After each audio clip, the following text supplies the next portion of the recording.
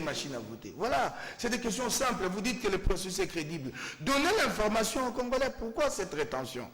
On crie, ouais, le processus est crédible, qu'il va nous amener à des élections transparentes. Mais les informations auxquelles les Congolais ont droit, on les retient pour soi.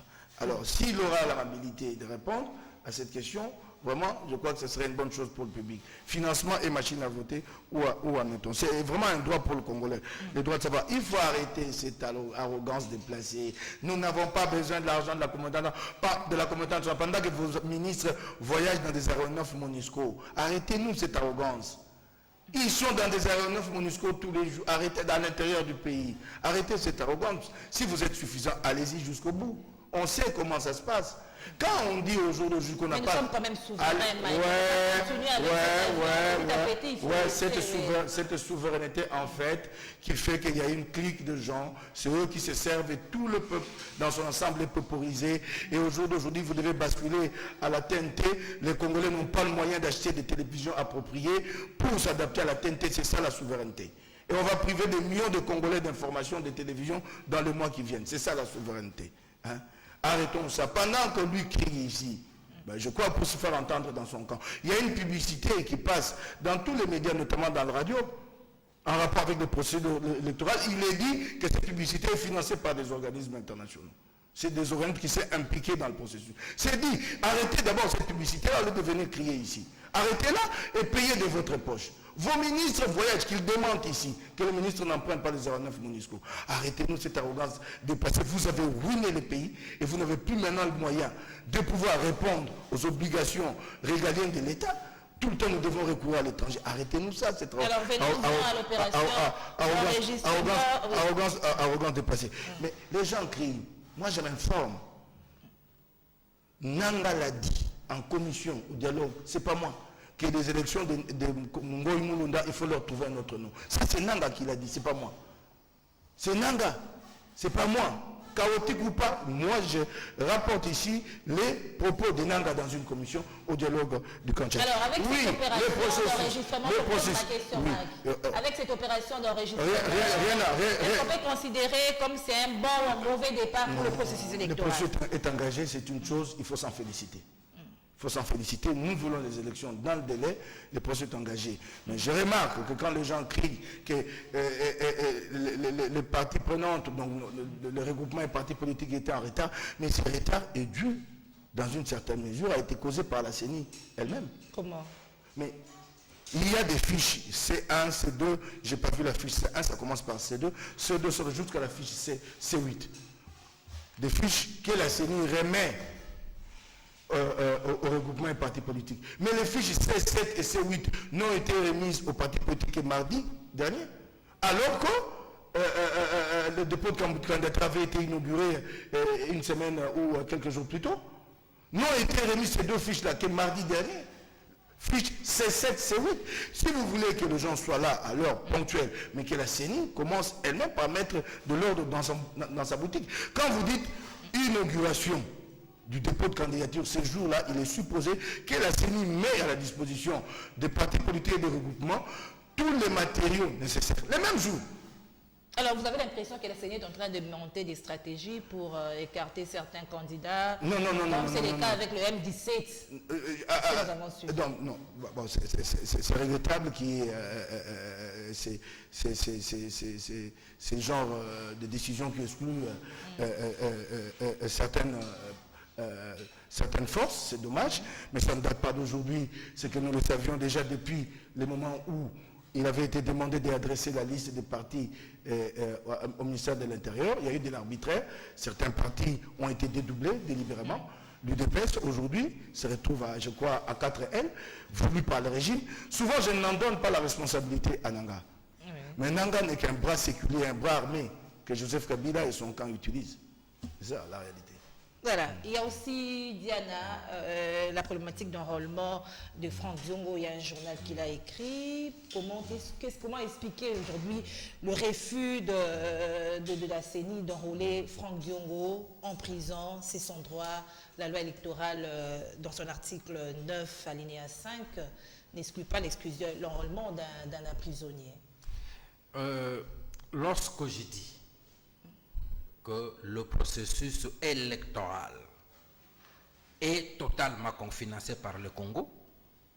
On ne demande pas à la MONUSCO de retirer les troupes qui défendent le pays à l'Est. Les avions qui transportent... Mais je suis en train d'y aller. On ne demande pas à la MONUSCO de retirer ses troupes à l'Est. On ne demande pas à la MONUSCO de fermer son hôpital qui est à Goma où les gens vont se soigner. On ne demande pas à la MONUSCO de fermer la radio au Capi où les confrères ont du travail. De retirer. Donc, on n'a pas demandé à la MONUSCO de retirer ces avions qui transportent... Ça n'a rien à voir avec le processus électoral. Et vous demandez quoi à la MONUSCO? Donc, lorsqu'on est sur le plateau, faute d'arguments dans le dossier, et la publicité on parlait des frères, mais tu as parlé, je t'ai écouté. Laisse-moi parler. Je suis en train de répondre à tout ça. En ce qui concerne, donc, la MONUSCO peut faire tous les autres travaux. Il y a il peut faire tout sauf... Oui, sa mission pour laquelle elle est venue au Congo, il peut le faire. Transporter les ministres.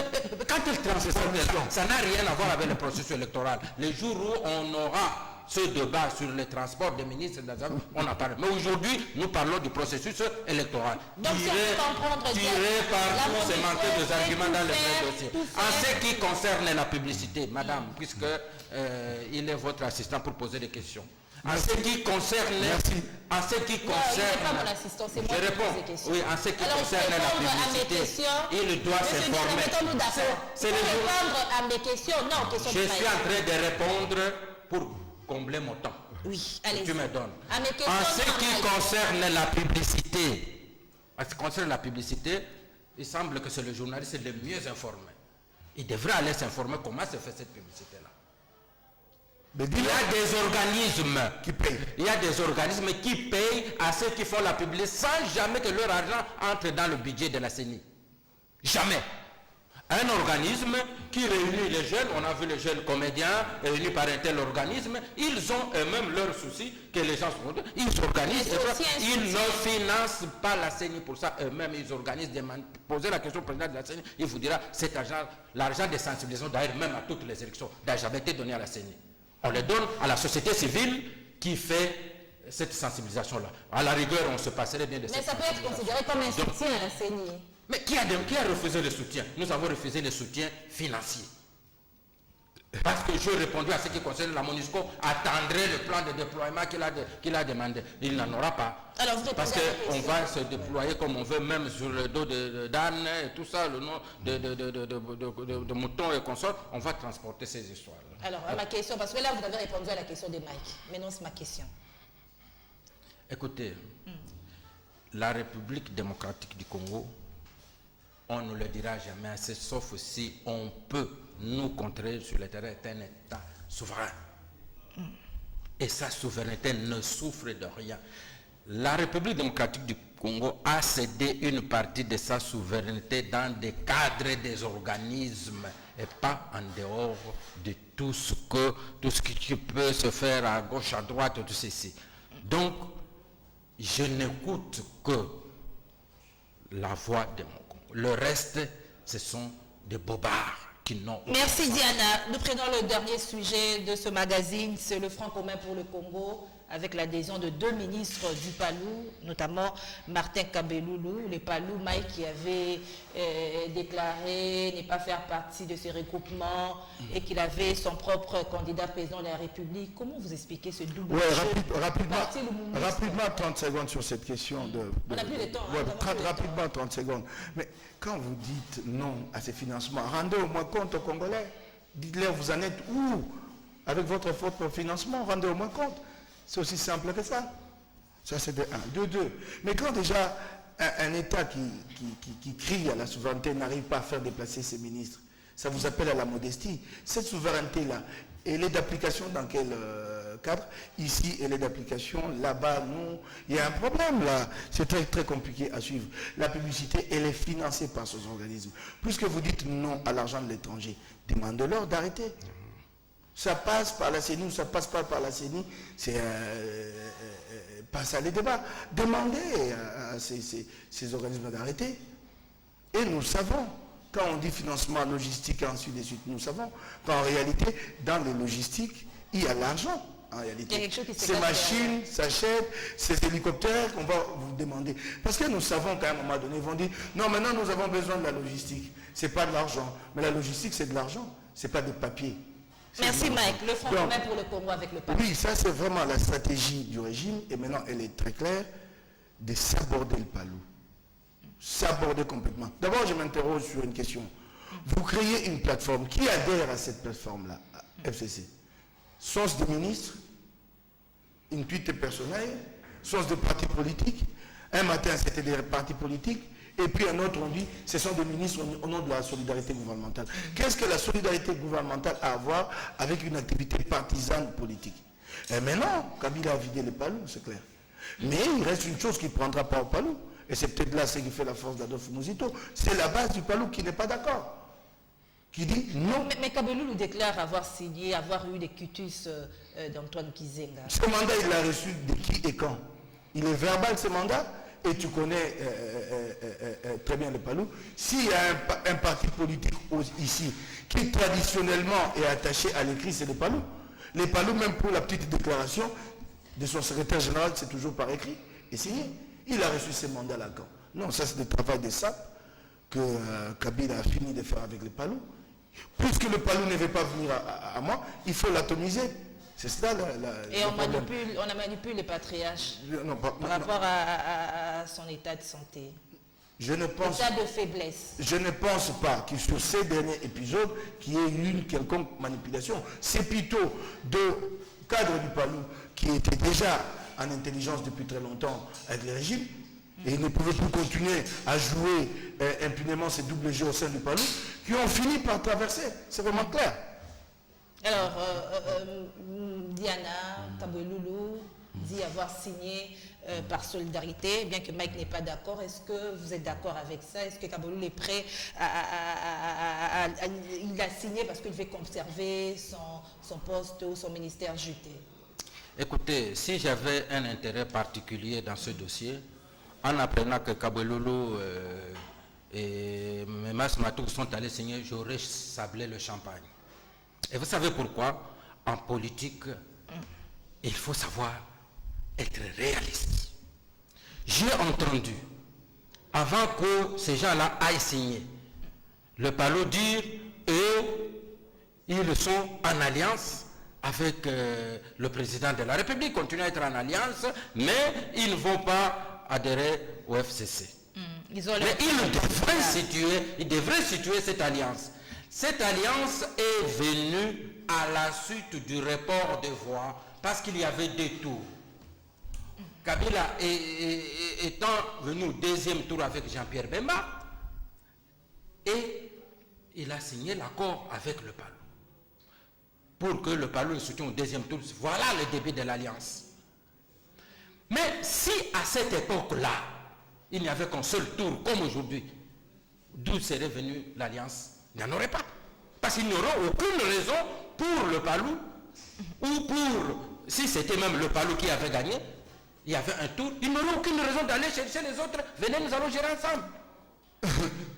Kabila ayant gagné tout premier, comme c'est le cas maintenant avec un seul tour, si à l'époque il y avait un seul tour, il allait gouverner sans le Palou, il n'y aurait jamais eu l'alliance. Les raisons envoyées par Kizenga auraient existé, mais n'auraient pas créé le déclenchement pour gouverner, c'est-à-dire les raisons quoi, la proximité idéologique qui lui avait poussé à choisir Kabila plutôt que Jean-Pierre Bemba, la proximité idéologique et éviter la fracture Est-Ouest. Ces raisons-là existaient, mais ils n'ont pas existé. S'il n'y avait pas le deuxième tour, ces raisons n'auraient pas opéré. Aujourd'hui, le Palou, quoi qu'on puisse dire, il n'y a pas un seul parti politique, pas un petit regroupement politique qui peut gagner les élections seul. Il ne peut pas. Donc le Palou avait parce qu'aujourd'hui, oui, j'ai dit ceci, supposons qu'on allait aux élections. Le Palou resta dans son coin avec en tête que nous restons alliés. Le FCC va gagner. Il chercherait le Palou sur base de quoi? De quelle alliance? Puisque en étant sur le terrain, le candidat du Palou se battrait contre le candidat du FCC, parce qu'ils n'auront pas le même candidat. Chacun aura son candidat. Mais de quel droit ils auraient? Donc ça ne sert à rien de compter, nous sommes en alliance, mais non, le Palou devrait choisir, c'est-à-dire jouer sa réputation, jouer sa notoriété au sein d'une grande plateforme qui pouvait le permettre. C'est une option. Ou alors le Palou prend l'option de dire non, nous gérer demain ne nous concerne pas. Alors, nous prenons les décisions, même oiseuses demain, pour que demain nous soyons dans l'opposition. Et je le dis sans embâche. Je le dis sans embâche. Le Palou a plus de chances de gouverner demain, s'il veut le gouverner, de gouverner demain en état d'FCC qu'en faisant cavalier seul. Parce que déjà en 2006, j'avais dit ça. Donc le Palou va gagner s'il est dans le FCC. C'est ce que vous dites. Mais j'ai dit ceci, le Palou a un combat qui vaut la peine d'être mené. C'est celui de dire au FCC, j'ai mon candidat, le voici, soutenez-le. Parce que le Palou dit là son candidat. Il y a beaucoup d'autres regroupements qui ont le candidat. Que le Palou prenne son candidat, qu'il le mette à la balance avec les autres candidats. Et une fois tel ou tel autre candidat, c'est que chacun ait l'honnêteté de soutenir le candidat qui sera choisi afin que ce candidat réunisse les maximum de chances de gagner. Seul ou avec, je ne sais pas, les autres... Merci Diana. Vendeur d'illusions, il n'y a aucune chance. Une minute avec alors là, ton invité a fait quelque chose de formidable aujourd'hui. Il a choisi son camp entre les Palous. Longtemps, il a été écartelé entre les deux. Là, il fait son choix. Il a choisi le camp de Kabila. Et ses amis du Palou en tireront les conséquences. Sorry, c'est moi qui ai la parole. Oui, donc, très vite, parce que vous avez 30 secondes. En fait, je constate que c'est un fourre-tout, c'est FCC, fourre-tout, qui repose sur des bases floues. J'ai posé la question ici. Finalement, qui y adhère? Parti politique, membre du gouvernement, c'est qui finalement? Mais plus grave encore, c'est qui sont allés au gouvernement au nom de l'opposition, c'était dans le cadre de l'accord. Vous y arrivez, ceux qui étaient là pour l'opposition rallient l'autre camp. Je l'appelais majorité ou un autre nom. Mais finalement, au jour d'aujourd'hui, que devient l'accord? La question que nous posons. Que devient? Ceux qui sont là-bas, ils étaient partis pour en fait partager les pouvoirs et pouvoir nous donner un processus équilibré, transparent. Mais maintenant, ils sont devenus kabylistes. Qu'est-ce que nous pouvons attendre d'eux? En fait, la question fondamentale à laquelle tient l'Isanga Bonganga et qu'il repose, que devient l'accord dans ce cas-là? Et pas de réponse. Donc vous comprenez que déjà on avait violé la Constitution, maintenant on marche sur l'accord. Alors peut-être votre jugement par rapport à la dernière déclaration de Koko Nyangi qui a déclaré que l'autorité morale du FCC qui va choisir son candidat président. Qu'est-ce que vous répondez en 30 secondes et en terminant? Vous comprenez déjà, donc c'est un seul... Quand ton invité demande au Palou de confronter son candidat aux autres, il sait qu'il n'y aura pas de confrontation, c'est Joseph Kabila qui va décider. Donc il arrête de mentir au Palou, le Palou a déjà compris son choix. Moi quand tu me parles de Koko Nyangi, je ne le suis pas. Je ne sais pas. C'est la déclaration. Non, je n'aime pas répondre aux propos de cet homme-là. Je ne sais pas si c'est vraiment un homme d'État. Je me pose des questions, beaucoup même d'ordre mental et psychologique par moment. Comme excuse, c'est peut-être trop fort ce que j'ai dit. Mais j'allais citer en disant, en appelant le pasteur Pascal Moukouna, lui qui prêche la parole de Dieu, qu'il arrête de souffrir, M. Anthony, qui a travaillé pour lui et à qui il doit de l'argent, qui paye cet argent. Et c'est la fin de kiosque. Madame, Monsieur, merci de nous avoir suivis. Nous retrouvons demain à la même heure. Au revoir. Madame.